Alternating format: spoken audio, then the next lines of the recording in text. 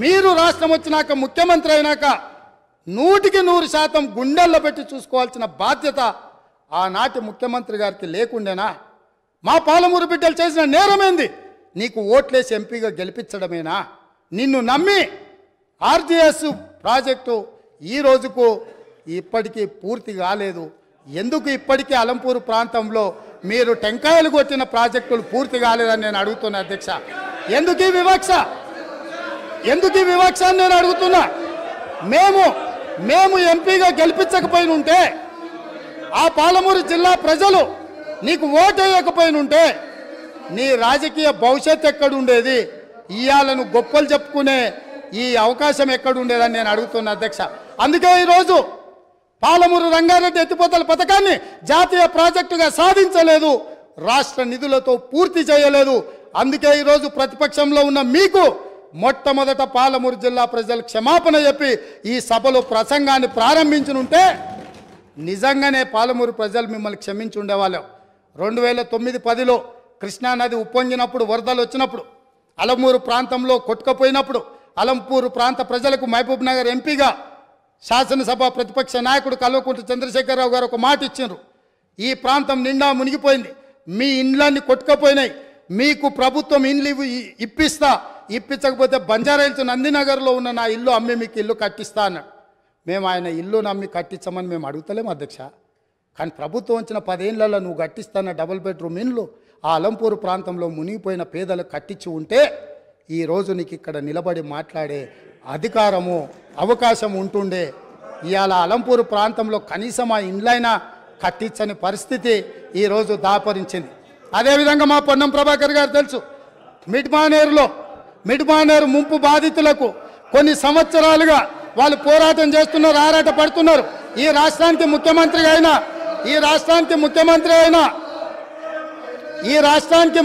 అయిన చంద్రశేఖరరావు గారు మిడ్మానేరు ప్రాంత పర్యటనకు పోయిండు. ఏం మాట్లాడిండు? రాజన్న ఆ ప్రాజెక్టులకు అక్కడికి వెళ్ళి, నేను మీ ఊరు అల్లుడిని, మీరు మిడ్మానేరులో ముంపు బాధితులు, మీ అల్లుడు ఈరోజు తెలంగాణ రాష్ట్రానికి ముఖ్యమంత్రి అయిండు, మీకు అందరికీ న్యాయం చేస్తా, మీకు R&R ప్యాకేజ్ ఇస్తా, మీకు ఇండ్లు కట్టిస్తాని స్వయంగా తెలంగాణ రాష్ట్ర ముఖ్యమంత్రిగా నాడు చంద్రశేఖరరావు గారు అక్కడికి వెళ్ళి మాట ఇచ్చిండ్రు. నేను ఈరోజు మిమ్మల్ని అడుగుతున్నా అధ్యక్ష, ఈ రోజు వరకు వాళ్ళు మళ్ళీ అదే వంట వార్పు చేస్తున్నారు, అదే రాస్తారోకలు చేస్తున్నారు, అదే ధర్నాలు చేస్తున్నారు. ఇదే పోలీసులు ఉమ్మడి రాష్ట్రంలో లాఠీ చార్జ్ చేసిన పోలీసులు వాళ్ళ మీద లాఠీ చార్జ్ చేస్తున్నారు. మా మంత్రి పొన్నం ప్రభాకర్ గారు ప్రతి నెల నిరసన కార్యక్రమాన్ని ఇప్పటి వరకు నిరసనలు కొనసాగిస్తూనే ఉన్నాడు. అన్నీ ఉన్న అల్లుడు నోట్లో శని ఉందన్నట్టుగా ఆ మిడ్మానేరు ముంపు బాధితులకు 10 ఏళ్ళైనా న్యాయం జరగలేదు. ఇది న్యాయమా? ఇదేనా ఈ రైతులను ఆదుకునేదని నేను అడుగుతున్నా అధ్యక్ష. అదేవిధంగా R&R ప్యాకేజీలో ఇల్లు కోల్పోయిన వాళ్లకు, పేదవాళ్లకు ఇండ్ల పట్టాలు ఇస్తారు అధ్యక్ష.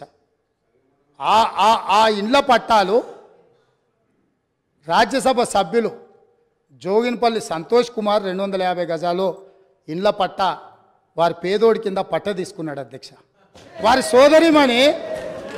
సోదరిమణి నేను పేరు ప్రస్తావించదలుచుకోలేదు, ఎప్పుడో పెళ్ళైపోయి అత్తగారింటికి వెళ్ళిపోయినా వారి సోదరిమణికి కూడా ఇళ్ల పట్టాలు ఇచ్చారు అధ్యక్ష తెలంగాణ రాష్ట్ర ప్రభుత్వంలో.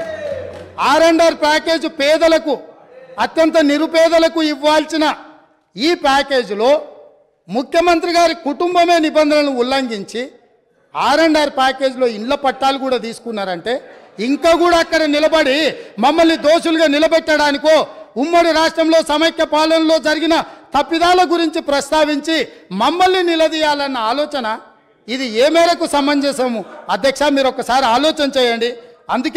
అందుకే అధ్యక్ష నేను అనేది, ఒక్కసారి ఈ సభలో మాట్లాడాలి అంటే ఆత్మ పరిశీలన చేసుకోండి, గుండెల మీద చెయ్యి పెట్టుకోండి.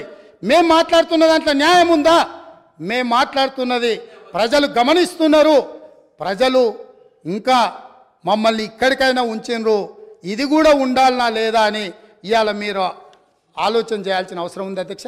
అదేవిధంగా కాంగ్రెస్ పార్టీ గురించి, ఇందిరమ్మ రాజ్యం గురించి, ఇందిరమ్మ రాజ్యం అంటే ఇదా అదా అని వారు మాట్లాడారు. ఇందిరమ్మ రాజ్యం అంటే రైతు రుణమాఫీ అధ్యక్ష. ఇందిరమ్మ రాజ్యం అంటే ఇవన్నీ చేసి ఈరోజు ఇంత సుస్థిరమైన ఆర్థిక ప్రగతి సాధించి, పర్ క్యాపిటా పెంచి, పవర్ పెంచి శుద్ధమైన నీళ్లు ప్రతి ఇంటికి నల్లాతోనిచ్చి ఇవన్నీ చేసి తెలంగాణ సాధించుకొచ్చి అష్ట కష్టాలు పడి గత 25 సంవత్సరాలుగా ఒక యజ్ఞంలాగా దీన్ని తీసుకొని పోతా ఉంటే కాంగ్రెస్ పార్టీ నాయకులు మాట్లాడతారు అధ్యక్ష. కేసీఆర్కి పిండం పెడతాం, ఇవన్నీ చేసినందుకు నాకు పిండం పెట్టాలా? ఈ తిప్పల పడ్డందుకు ఆ పిండం పెట్టాలా? మీ వల్ల కాని పని మీ నాయకులు ఎంతరో మంది ఎన్ని చూపి పారిపోయినటువంటి తెలంగాణ ఉద్యమాన్ని నేను భుజానేసుకొని అనేక కష్టాలు పడి దీక్షలు చేసి చివరికి నా చావు మీద తెచ్చుకునేంత ప్రయత్నంలో తెలంగాణ తెచ్చిపెడితే మీకు పిండం పెడతామంటే ఎవరు హర్షిస్తారు అధ్యక్ష? ఇదేనా సంస్కారం? ఇదొక పద్ధతి, ఇదొక పార్టీ, దీనికో లెక్కన? చాలా బాధ కలుగుతుంది అధ్యక్ష, దుఃఖం వస్తుంది. ఎందుకంటే ఏందండి నాకు అర్థం కాదు. ఇది పూర్తిగా ఎటుపడతాడు నోరుంది కదా అని విచ్చలవిడిగా మీ పార్టీల నియంత్రణ లేకపోవచ్చండి, కానీ సంఘం చూస్తుంది కదా, సమాజం చూస్తుంది కదా. నన్ను అడుగుతున్నారు మొన్న రాహుల్ గాంధీ ఏదో ఒక మాట అందరికీ మోడీ పేరే ఉన్నదంటే 2 సంవత్సరాల జైలు శిక్ష విధించారు అధ్యక్ష. అఫ్కోర్స్ నిన్న సుప్రీంకోర్టు స్టే ఇచ్చింది, సభ్యత్వం కూడా తీసేసిండ్రు. మేము ఆ చర్యలు తీసుకోలేమానండి? మేము తీసుకోకపోదుమా? మీరు ఏదో స్వేచ్ఛ కావాలి, స్వేచ్ఛ ఇచ్చినాం, మేము చాలా లిబరల్గా ఉంటున్నాం, డెమోక్రాటిక్గా ఉంటున్నాం, అన్ని రకాలుగా బాగుంటున్నాం.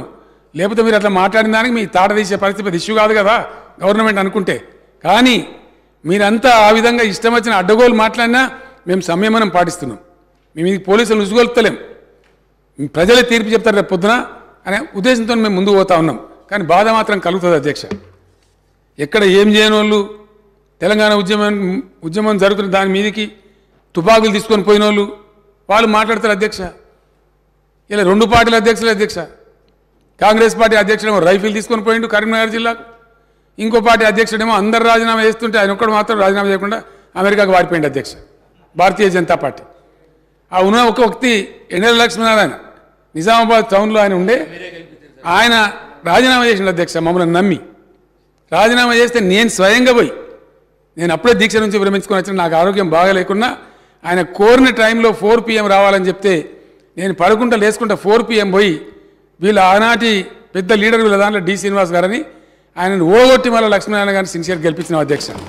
ఇవన్నీ కూడా జరిగినాయి అధ్యక్ష, ప్రజల ముందే జరిగినాయి. ఇవన్నీ చాలా బాధ కలుగుతుంది అధ్యక్ష, దుఃఖం వస్తుంది. ఇంత చేసి పెట్టి రాష్ట్రాన్ని ఒక తువ్వలో పెట్టి.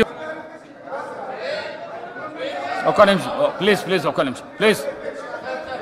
మీ జన్మలు ఆలోచించారా దళిత బంధు ఇవ్వాలని? మీ ఇండియన్ నేషనల్ కాంగ్రెస్ కనుక స్వతంత్రం వచ్చిన తెల్లారే దళితుల వృద్ధి గురించి పనిచేసి ఉంటే ఇలా దళిత బంధు ఎందుకు ఇవ్వాల్సి వచ్చేదండి? దయచేసి ఆత్మవిమర్శ చేసుకోండి, మమ్మల్ని అన్నాడు కాదు. మేము ఇలా దేశానికి ఒక దిక్సూచిగా ఉన్నాం అధ్యక్ష.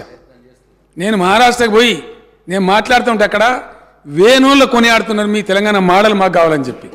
వేరే రాష్ట్రాలలో దేశమంతా వీ వాంట్ తెలంగాణ మోడల్ అంటుంటే ఇక్కడ ఉన్నోళ్ళు మాత్రం ఇంత మంచిగా జరిగిందని కనీసం ఒక మాట హర్షించకపోగా ఉల్టా తూలనాడడం, దూషించడం, పిండం పెడతాం గండం పెడతాం అని మాట్లాడడం. తెలంగాణ ప్రజలు నా మాటలు వింటున్నారు అధ్యక్ష. వచ్చే ఎన్నికలలో ఎవరికి పిండం పెట్టాలో ఇప్పుడు ప్రజలే నిర్ణయించాలి అధ్యక్ష.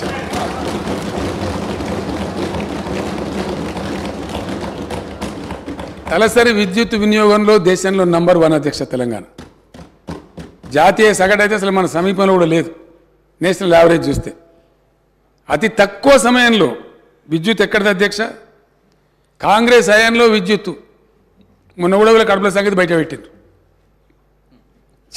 ఇస్తామని చెప్పింది 9 గంటలు, ఇచ్చేది పొద్దాగా 3 గంటలు, రాత్రి 4 గంటలు.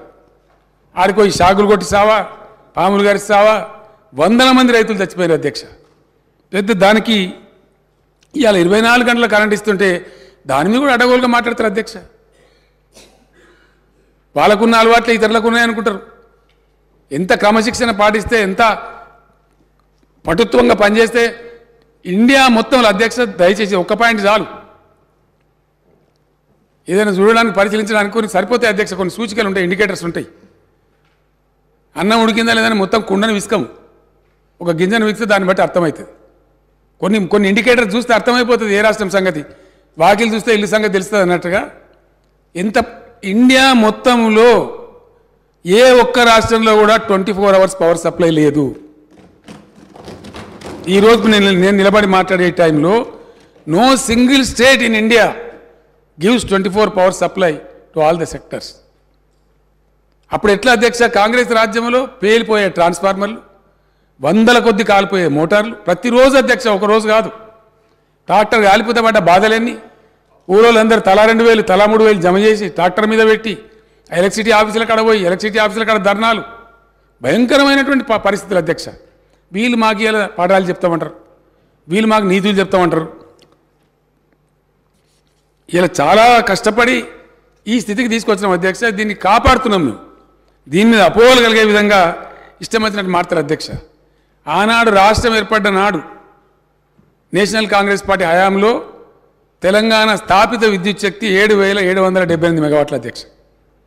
ఈరోజు తెలంగాణ ఇన్స్టాల్డ్ కెపాసిటీ 18,756 మెగావాట్ల అధ్యక్ష.